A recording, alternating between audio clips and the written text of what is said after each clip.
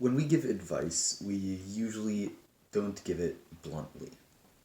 We couch it so we don't offend people or say things that are untrue.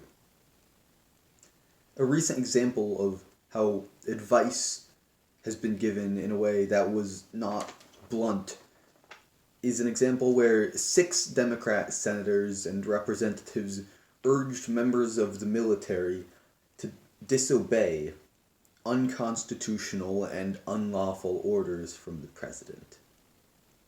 You see, they didn't say that the president is giving unlawful orders, they simply said don't follow them if he gives them.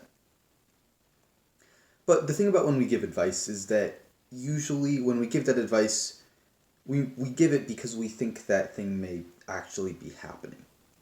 If I tell someone to act confident, I usually give that advice to people who don't act confident, even if I don't tell them they're acting unconfident. Similarly, these Democrat members of Congress did not say that Donald Trump is giving unlawful and unconstitutional orders, but they did urge the members of the but their simple broadcasting of this message insinuates that they believe this may be happening. That brings us to the prompt for today. Is urging members of the military to disobey unlawful orders seditious? Well, sedition is a lot more serious than simply whether or not advice is good or bad advice. Sedition is a serious matter. Were these members of Congress trying to undermine the U.S. government when they gave its advice? We'll analyze that question and much more through 3 points in this speech. In the first point, we'll simply look at the background of this news story. In the second, we'll look at actual presidential powers in relation to the U.S. military. And thirdly, we'll look at the changing role of the military in the world. So, let's start with the background. USA Today reported on November 25, 2025, that the FBI has launched an investigation into 6 Democrat congresspeople. These 6 Democrat congresspeople posted a video, again, urging members of the military not to obey unconstitutional orders. Trump instantly posted on Truth Social, his social media platform, that these Democrat congresspeople had committed sedition. He even posted that they should be hanged, because that's what George Washington would have done. Later, however, he said he wasn't calling for their death, just for them to be hanged. So, amidst all this confusion and chaos and outrage, the question still remains, is it actually seditious? The federal law, USA Today reports in the same article, federal law defines seditious conspiracies as an attempt to overthrow by force the U.S. government or to stop and prevent the execution of U.S. laws. So, if the Democrat congresspeople were attempting to do either of those, then they committed sedition. And if they didn't do either of those, then they didn't commit sedition. It's a pretty simple question. BBC reported on November 26, 2025, that these congresspeople are not backing down. Senator Mark Kelly has been extremely vocal. He said, "I swore an oath to protect the Constitution, and nothing will scare me. Nothing will stop me. I will defend it because that is what I must do." Some of the other Democrat senators and representatives have also issued statements saying that they remain firm in their statement.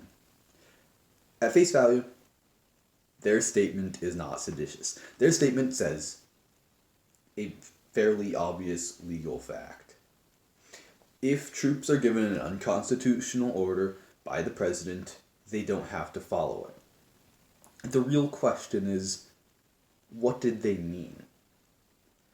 Were they insinuating, as I showed in the intro story at the beginning of this speech, were they insinuating that the Trump administration is creating unlawful and unconstitutional orders and telling members of the military to disobey orders just because the congresspeople believe they may be unconstitutional, without those orders that may be unconstitutional having actually gone through the court system and having been deemed legal or illegal.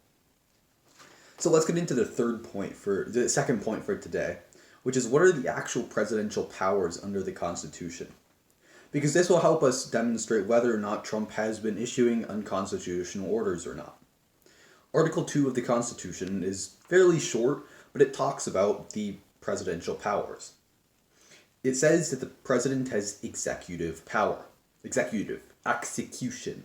The president's job is to execute the laws of the United States.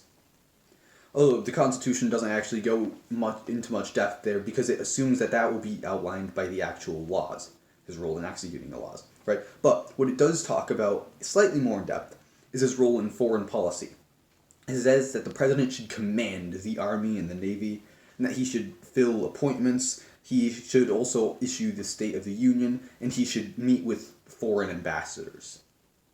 So the president obviously has some amount of control over the troops and may use U.S. troops in cases of war.